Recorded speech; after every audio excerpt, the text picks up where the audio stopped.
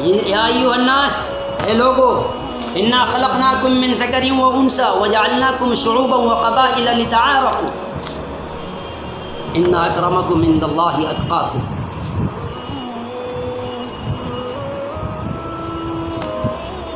اللہ کے نبی صلی اللہ علیہ وسلم نے ارشاد فرمایا، یہ اللہ رب العزت نے فرمایا کہ سنو اے لوگو، ہم نے تم کو ایک مرد اور ایک عورت سے پیدا کیا، وجعلناکم شعوبا وقبائل، اور تمہیں قبیلے میں اور خاندان میں ہم نے تمہیں بنایا کہ تاکہ تم ایک دوسرے کو پہچان سکو۔ اور یاد کر لو یہ بات، ان اکرمکم عند اللہ اتقاکم، کہ اللہ کے نزدیک تقوی سب سے زیادہ اہمیت رکھتا ہے۔ اللہ کے نزدیک جو جتنا بڑا متقی ہوگا اتنا ہی زیادہ یہ عزت والا ہوگا۔ اللہ رب العزت ہر چیز سے باخبر ہے، ہر چیز کو جاننے والا ہے۔ لیکن یہ پہلا، یہ آپ صلی اللہ علیہ وسلم کی یہ پہلا پیغام تھا آپ صلی اللہ علیہ وسلم کا، جنہوں نے دو ٹک فیصلہ کر دیا کہ سن لو کہ نہ تو عربیوں کو عجمی پر، نہ تو عجمیوں کو عربی پر، نہ تو کالے کو گورے پر، نہ گورے کو کالے پر، کسی پر کوئی فضیلت نہیں ہے۔ اگر فضیلت ہے تو تقوی کے اعتبار سے فضیلت ہے۔ آج ہمارا معاملہ کیا ہے؟ آج ہمارا معاملہ یہ ہے کہ ہم فلانے ہیں، وہ چلانے ہیں، نسلی، جو کہ دور جاہلیت میں جو لوگ اپنے نسب پر اور اپنی نسلوں، اپنے آباء و اجداد پر جو تفاخر کا جو وہ ایک مجسمہ بنائے ہوئے تھے، آج وہ چیزیں ہمارے اندر رائج ہو رہی ہیں۔ اس لیے ان چیزوں سے ہم بچیں، ان چیزوں سے ہم بچیں۔ اللہ کے نبی صلی اللہ علیہ وسلم نے دو ٹک کہہ دیا کہ بھائی ان چیزوں کا کوئی اسلام میں کوئی بھی، اللہ رب العزت نے، وہ ایک حدیث ہے کہ ان اللہ لا ينظر الى اجسامکم ولا صورکم، اللہ رب العزت تمہارے جسموں کو، تمہارے صورت کو نہیں دیکھتا۔ ایک جگہ ہے کہ تمہارے حسب و نسب کو نہیں دیکھتا، اللہ تو دیکھتا ہے تمہارے تقوی کو، کہ تم کس تقوی کے، کس اللہ رب العزت سے کتنا تمہارا تقوی ہے، اللہ سے تمہارے دل میں خوف کتنا ہے، اللہ سے تمہارے دل میں محبت کتنی ہے، تمہارے دل میں اللہ کی عظمت اور اس کی کبریائی کا احساس کتنا ہے۔ یہ تو نسبی اور نسلی تفاخر، یہ تو کبر کا راستہ کھولتا ہے میرے بھائی، یہ تو تکبر کا راستہ کھولتا ہے، اور تکبر کے راستے پر اللہ رب العزت نے صاف کر دیا لا يحب المتکبرین، ان اللہ لا يحب المتکبرین، اللہ تعالیٰ تکبر کرنے والے کو پسند نہیں کرتا۔ تو اس لیے ان چیزوں کو ہماری یہ بھی ذمہ داری ہو کہ اس چیز کو ہم پہلے ختم کریں، ان چیزوں کو ہم ختم کریں کہ یہ بھی چیز کوئی اہمیت نہیں رکھتی۔ اور اس کے بعد اللہ کے نبی صلی اللہ علیہ وسلم، خصوصاً نوجوان حضرات، اللہ کے نبی صلی اللہ علیہ وسلم نے ارشاد فرمایا بعثنی لأمحق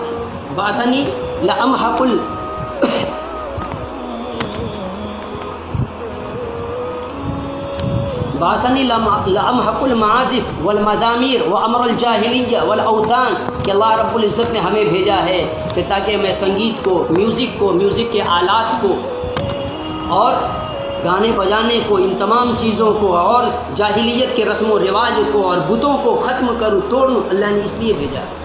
آج ہر نوجوان، اکثر نوجوان اپنا محاسبہ کریں، ہم دن بھر میں ہم یہ اپنا خود کا محاسبہ کریں۔ اقرا کتابک کفی بنفسک الیوم علیک حسیبا، اللہ رب العزت نے صاف فرما دیا کہ اپنی کتاب پڑھ لو، اس دن اللہ تعالیٰ کہے گا کہ پڑھ لو۔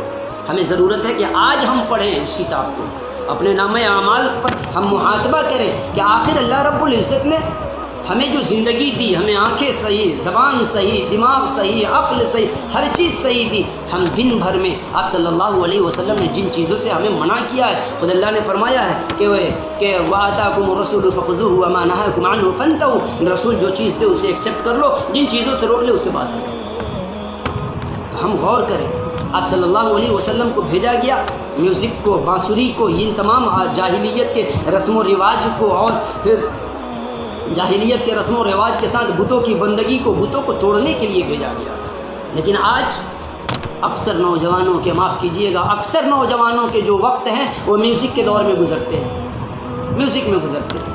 اس لیے یہ ہماری ذمہ داری ہو کہ جس چیز کو آپ صلی اللہ علیہ وسلم نے ختم کرنے کے لیے دنیا میں اللہ رب العزت نے بھیجا ہے، ان چیزوں کو ہم اپنی زندگی سے ختم کریں، اپنے صبح و شام سے ختم کریں، ہم اپنے زندگی کے اصول و ضابطے سے ختم کریں، ان تمام چیزوں سے ہم اجتناب کریں، یہ ہماری ذمہ داری ہو۔ ہم اپنے اخلاق کی کو درست کریں، یہ ہماری ذمہ داری ہو۔ آقا صلی اللہ علیہ وسلم کے پیغام کو کس طرح دنیا کے کونے کونے میں پہنچائی جائے، یہ ہماری ذمہ داری ہو۔ بلغوا انی ولو آیہ کے مصداق ہم بن کر کے آئے، یہ ہماری ذمہ داری ہو۔ آپ صلی اللہ علیہ وسلم نے جو بات کہی تھی حجۃ الوداع کے موقع پر، بڑی قیمتی بات تھی کہ سن لو بھائی کہ یہ تمام چیزیں، یہ نسلی تفاخر، یہ نسلی تفاخر، یہ چیزیں بند کرو۔ اور اس کے بعد نسلی تفاخر کا خاتمہ کیا، زندگی کے حقوق کو بتائے، مرد و عورت کے حقوق کو بتائیں، اولاد کے حقوق کو بتائیں، اور تمام چیزوں کو آپ صلی اللہ علیہ وسلم نے بیان کیا۔ اور سب چیزوں کو بیان کرنے کے بعد آخر میں ایک بات کہہ دی کہ بھائی سن لو کہ جو لوگ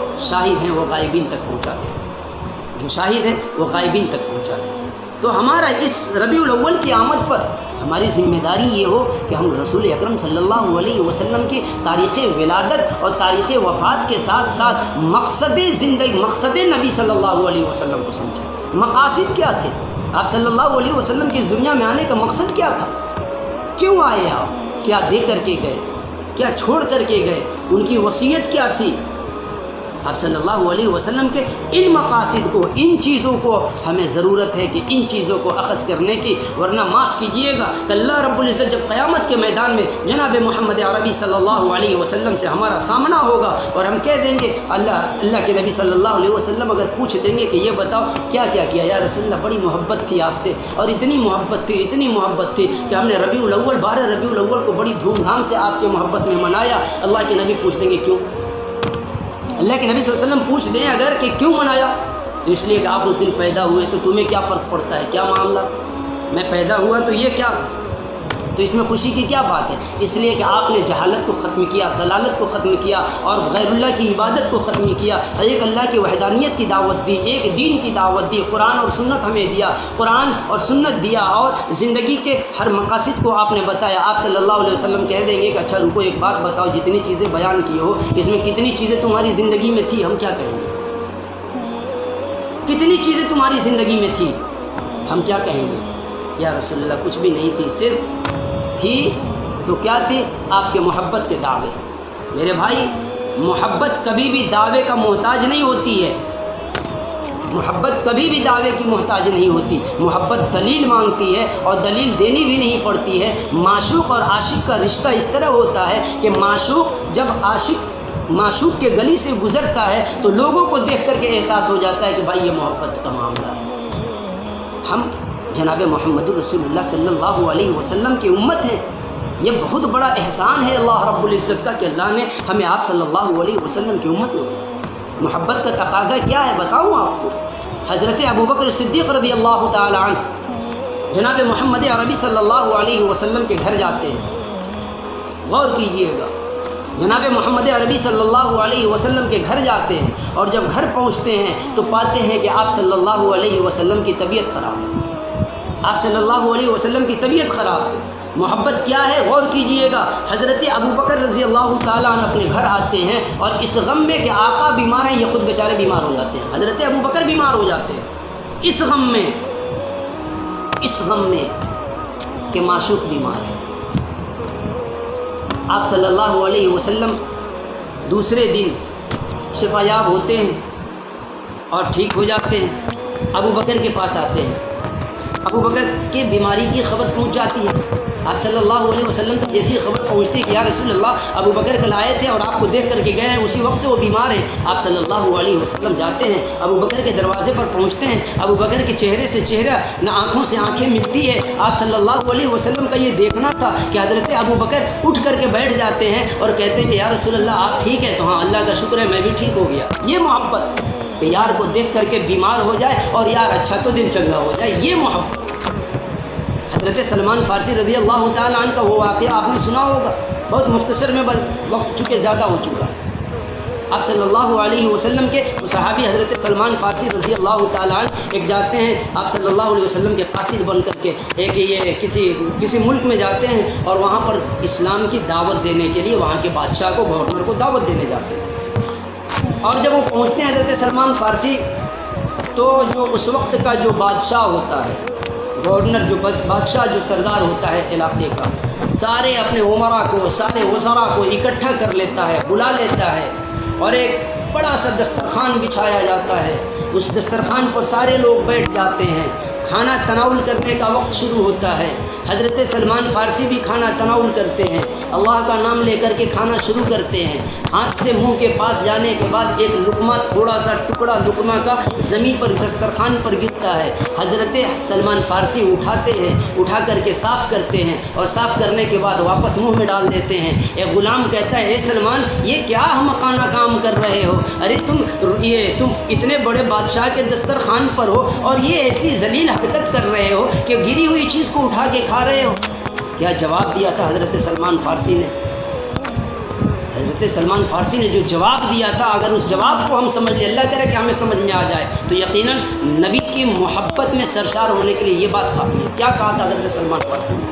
اترک سنت حبیبی، کہ کیا میں اپنے حبیب کی سنت کو چھوڑ دوں؟ کہہ سکتے تھے کہ اترک سنت رسول اللہ، میں رسول اللہ کی سنت کو چھوڑ دوں۔ کہہ سکتے تھے اللہ کے نبی کی سنت کو چھوڑ دوں۔ کہہ سکتے تھے کہ فاطمہ کے باپ کی سنت کو چھوڑ دوں۔ کہہ سکتے تھے کہ ابو بکر کے یار کی سنت کو چھوڑ دوں۔ کہہ سکتے تھے کہ حضرت حسین کے نانا کی سنت کو چھوڑ دوں؟ نہیں کہا۔ کیا کہا؟ حبیبی اترک سنت حبیبی، کیا میں اپنے حبیب کی سنت کو چھوڑ دوں؟ لہؤلاء الحمقاء، ان بے وقوفوں کی وجہ سے۔ یہ محبت تھی میرے بھائی۔ اللہ سے ہم دعا بھی کریں، کوشش بھی کریں کہ اللہ رب العزت یہ محبت ہم سب کے دل میں اپنے محبوب صلی اللہ علیہ وسلم سے ڈالے۔ ہماری یہ ذمہ داری ہو کہ اللہ کے نبی صلی اللہ علیہ وسلم کے دین کی نشر و اشاعت، یہی تو ہماری سب سے بڑی ذمہ داری ہونی چاہیے۔ لیکن اس کے لیے شرائط ہیں کہ ہم اپنے اخلاق کو مضبوط کریں، اپنے کردار کو مضبوط کریں، اپنے اعمال کو مضبوط کریں، معاملات کو مضبوط کریں۔ یہ تمام چیزیں جب ہم مضبوط کریں گے تب کوئی بھی ہماری بات کو تسلیم کرے گا، تب کوئی بھی ہماری بات پر لبیک کہے گا، ورنہ اور یہ بھی ڈائریکٹ نہیں کہ ایک مرتبہ میں کر لے گا۔ آقا صلی اللہ علیہ وسلم 40 سال تک نیک صالح رہنے کے بعد اور ہر خطا، ہر غلطی سے یہ مبرہ رہنے کے باوجود، اور 40 سال تک امین اور صدیق کا لقب پانے کے بعد جب انہوں نے دعوت پیش کیا، لوگوں نے انکار کر دیا اور ان کو نہیں مانا، تو ضروری نہیں ہے کہ ہماری دعوت آسانی سے قبول ہو جائے۔ اللہ رب العزت سے دعا ہے کہ اللہ رب العزت ہم سب کو کہنے سننے سے زیادہ سمجھ کی و عمل کی توفیق عطا فرمائے۔ اللہ رب العزت ہم سب کو اپنے محبوب جناب محمد عربی صلی اللہ علیہ وسلم کی بعثت کے اصل حقائق اور اصل مقاصد پر زندگی گزارنے والا بنائے۔ اللہ رب العزت ہم سے وہ کام لے لے جس کام سے اللہ رب العزت راضی ہو جائے۔ اللہ رب العزت مرنے کے بعد اپنے محبوب جناب محمد رسول اللہ صلی اللہ علیہ وسلم و صحابہ کرام کی رفاقت نصیب فرمائے، اور اس پیج کے بنانے والے مولانا توقیر ندوی اور ان کی جو بھی ٹیم ہیں، اور خصوصاً آپ تمام ناظرین کے عمر میں، علم میں اللہ رب العزت برکت عطا فرمائے۔ السلام علیکم ورحمۃ اللہ وبرکاتہ۔